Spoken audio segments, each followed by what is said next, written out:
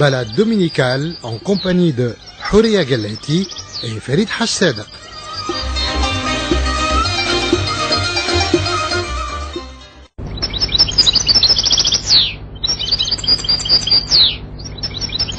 Joyeux réveil, bon dimanche, vous êtes les bienvenus et puis merci de vous réveiller aussitôt pour nous écouter tous les dimanches. Bonjour Iman Zarflantiwa. Bonjour Houria. Bonjour Tifeli. Bonjour mesdames. Alors nous continuons à parler de nature, oui. Mais aujourd'hui on va parler aussi d'architecture. Alors, architecture et nature, voilà qui est très intéressant. Parallèle. En parallèle. Alors, nous allons parler d'une architecture qui respecte la nature et qui respecte l'environnement. Bio. C'est tout à fait vous, de toute façon.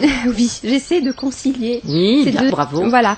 Alors, bravo, jeune fille. Merci beaucoup. Alors, comment peut-on y arriver? Eh bien, il existe justement un nouveau domaine de réflexion qui s'appelle l'architecture bioclimatique. Oui, on a entendu parler de ça. Bien, alors c'est très in en ce moment, c'est très en vogue. Bio, vous dites bio quoi? Architecture bioclimatique. Alors quand on dit climatique, ça fait référence évidemment aux conditions climatiques des lieux. Et quand on dit bio, ça fait référence à la vie et à la nature de manière générale. Bien, alors comment peut-on, grâce à une conception bioclimatique, arriver à ce compromis? Eh bien, tout d'abord, l'objectif de l'architecture bioclimatique, c'est d'essayer de tirer le meilleur parti, le meilleur d'un site pour offrir le maximum de confort aux usagers. Par exemple, pour une maison, aux habitants de la maison. Oui. Alors, en quoi consiste ce confort? Eh bien, en offrant confort d'ambiance, température, taux d'humidité et aussi climatisation naturelle. Alors, comment peut-on arriver à climatiser naturellement une maison? On vous écoute? Ou réchauffer naturellement une maison? Vous parlez de l'intérieur de la maison, là. Je parle de l'ambiance à l'intérieur de la maison. À l'intérieur, donc voilà. Le chauffage. Le chauffage. Alors, comment peut-on faire? On commence tout d'abord par implanter d'une manière intelligente la maison. En faisant tout simplement attention aux orientations.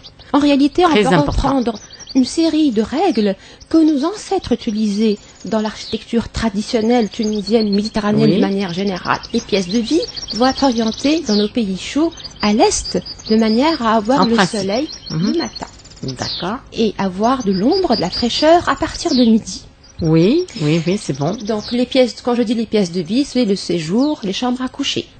Et comme il y a forcément une partie de la maison qui sera à l'ouest, Rarbi, qui est le moins prisé parce qu'il est le plus chaud, eh bien ça va être les services, les escaliers, les salles de bain, les... Est-ce que vous êtes orienté comme ça chez vous? Exactement. C'est moi qui l'ai fait, donc j'ai fait attention. Oui, voilà. oui, c'est le domaine. Voilà. C'est normal. Et donc, et même la partie du jardin qui va servir à s'asseoir, à manger, elle sera aussi orientée à l'est, de manière à midi, à l'heure où on veut manger dehors. On a déjà de longue portée de la maison elle-même sur le jardin. Ok, avec beaucoup d'arbres.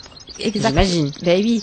Donc, en plus de l'orientation, on va penser aussi aux ouvertures. Alors, les ouvertures vont servir d'une part à capter la lumière naturelle, donc éviter d'utiliser autant que possible la lumière artificielle, mais aussi créer une ventilation dans le bâtiment. Comment ça? Cette ventilation, elle est très souhaitable pour la santé de l'homme. Avoir toujours un air qui circule dans la maison, ça permet d'avoir de l'oxygène, de ne pas respirer continuellement un air vicié. Oui. Alors comment cela? Voilà une très bonne question.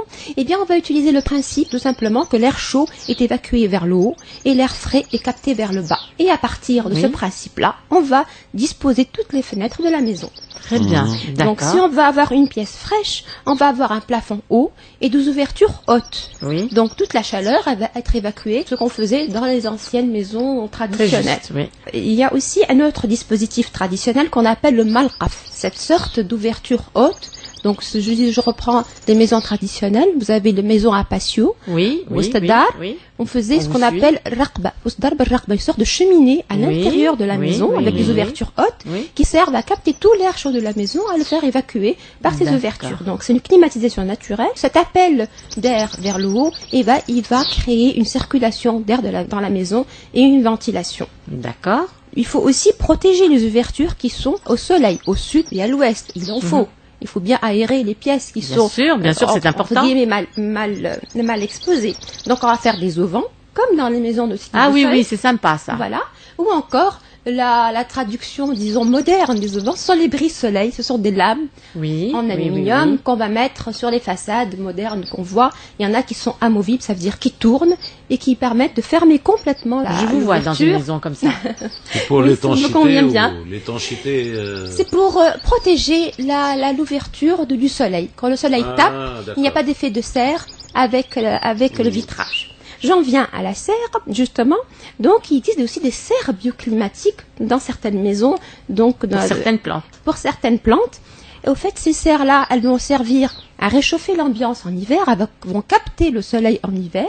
Elles vont réchauffer l'ambiance, c'est un chauffage naturel.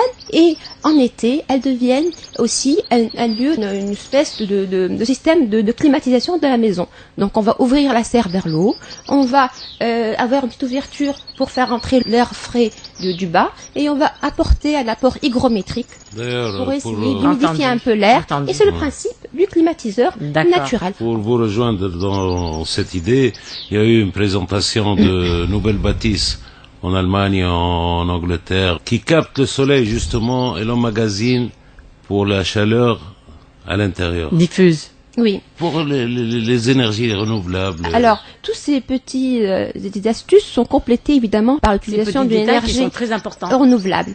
Alors, parmi les petits dispositifs, je parlerai aussi de la géothermie. C'est un mot qui paraît un peu barbare dimanche matin, mais c'est pas très compliqué. Au contraire. On part du principe que la Terre est toujours un peu plus froide que l'air ambiant.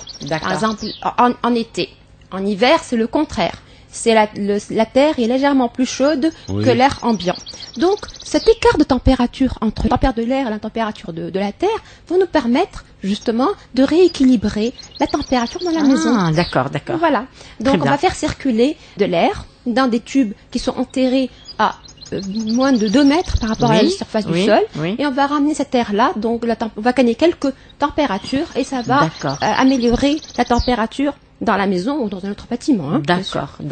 Je vais parler donc aussi des matériaux isolants.